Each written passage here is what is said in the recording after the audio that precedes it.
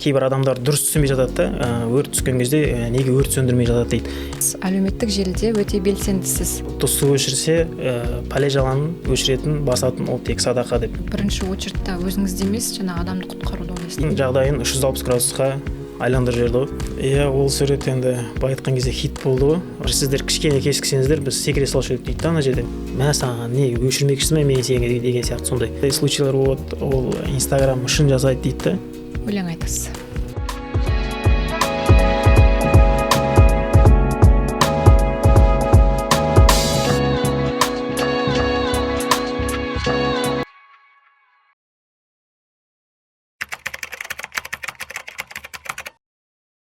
Қайырлы күн, қымбатты көрермен. Асыл қасиеттерді бойына сіңірген адамды бір ауыз сөз саналы азамат, адал азамат деп сипаттауға болады. Осы терең мағыналы сөздерді басшылыққа ала отыра, жобамызды әрі қарай жалғастырамыз. Сіздермен мен Жадыра Серікбекқызы. Бүгін бізде қонақта ел тыныштығы үшін күн сайын өмірін қатерге тігіп жүрген нағыз ер азаматтардың бірі, ел жанашыры, сондай-ақ жылдың жас маманы, қайсар жыл батыры сияқты марапаттардың иесі, өрт сөндіруші өзінің нағыз маманы Нұртазаев Елдос Нұрдәулетұлы. Қош келдіңіз. Қош көрдік, саламатсыздар. Көңіл күйіңіз қалай? Көңіл күй жақсы, сіздерде қалай? Жақсы, тамаша, өте. Жалпы мынау өрт сөндіру саласына қалай келдіңіз? Енді әңгімемізді осыдан бастасақ, енді бұл мамандықты таңдауға не түрткі болды? Жалпы өзіңіз жайлы айтып өтсеңіз. Иә, жақсы сұрақ. Өрт сөндірушіге қалай келдіңіз? Өрт сөндірушіге ең бастан жаңағы кішкентай бала кезімнен арман болатын, бір еліме, жеріме деген пайда тисе деген сондай ниет болатын. Және де осы көбінесе телевизорда көретінді, андай киноларды, жаңағы өрт сөндірушілердің адам өмірін құтқарып жатқанын соны көріп, сондай болсам екен деп бала кезімде арманым болатын осындай жұмысқа. Өсе келе бітіргеннен кейін семейде жаңағы жұмысқа алып жатыр деп естимін. Соңғы өрт сөндірушіге кіріп, міне жұмыс істеп жатқан сәтім бар, бірақ еш өкінбеймін. Жұмысқа кіргелі адамның қарғысын емес, алғысын алып жатыр.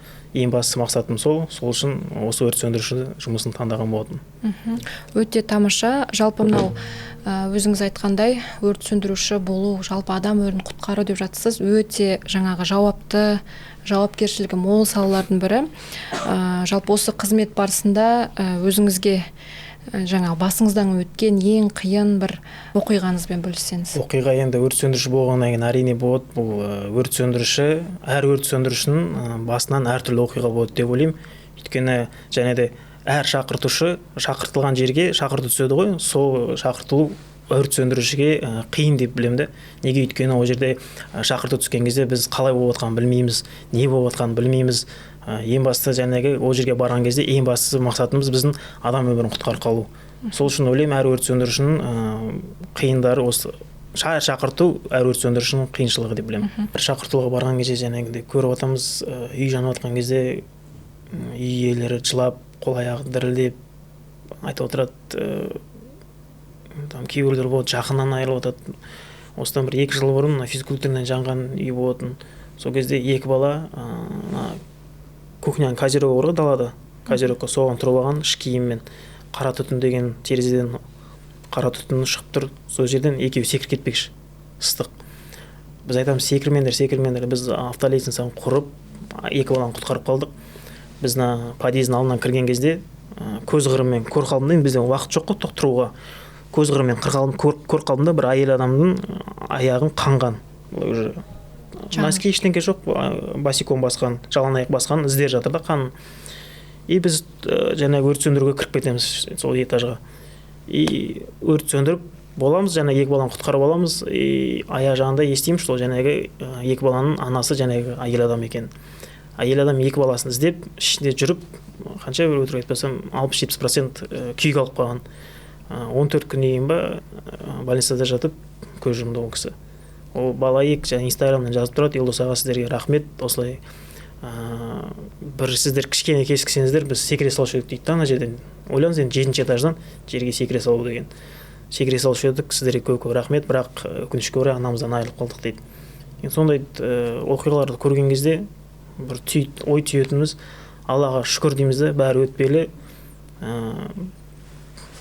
Аллаға шүкір дейміз, осылай өмір сүріп жүргенімізге, күнделікті таңертең оянып, отбасында көріп, әке шешендік аман болып жүргені ең басты мақсат, арманымыз сол деп білемін. Айтып жатырсыз ғой, әр шақырту деп. Сол әр шақыртуға барған кезде жалпы ең бірінші мақсаттарыңыз қандай болады негізі?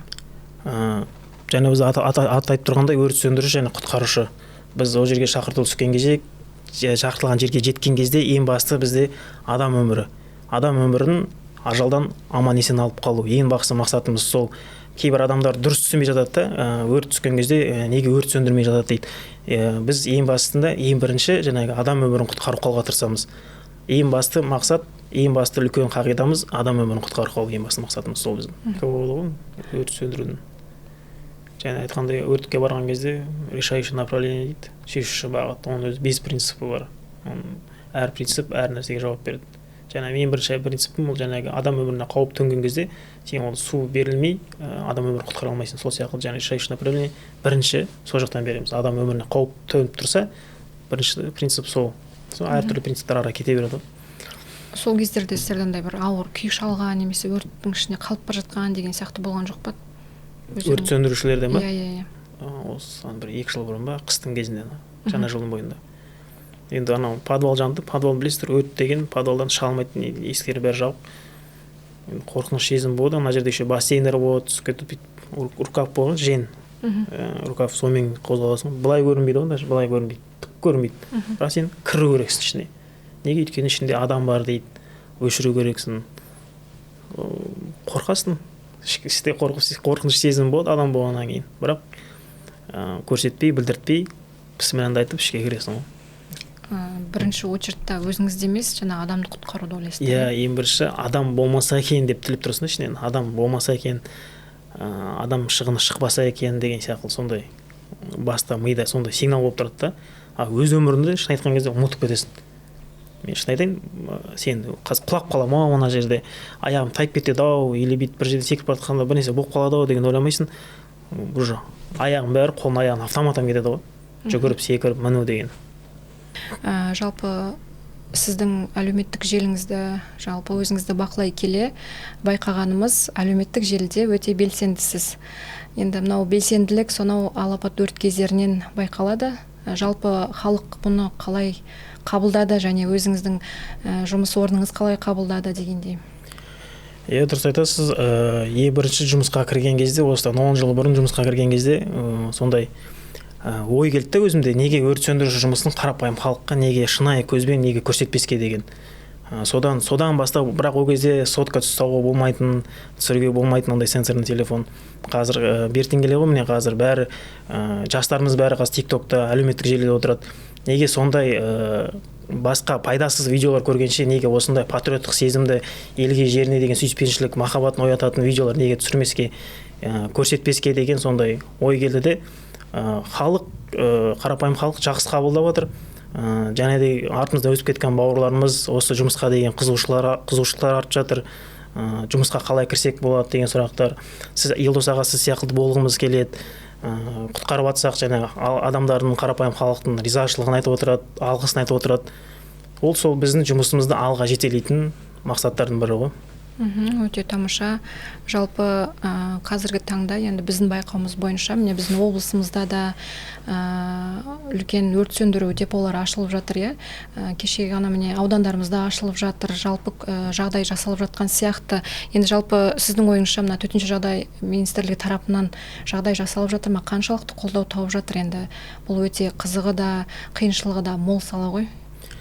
Дұрыс айтасыздар. Қазір төтенше жағдайы өте жақсы деп айта аламын, әр сөндірушінің артынан. Өйткені өздеріңіз білесіздер, мен жақында ғана өрт сөндірушілер пәтерақыға ілінді.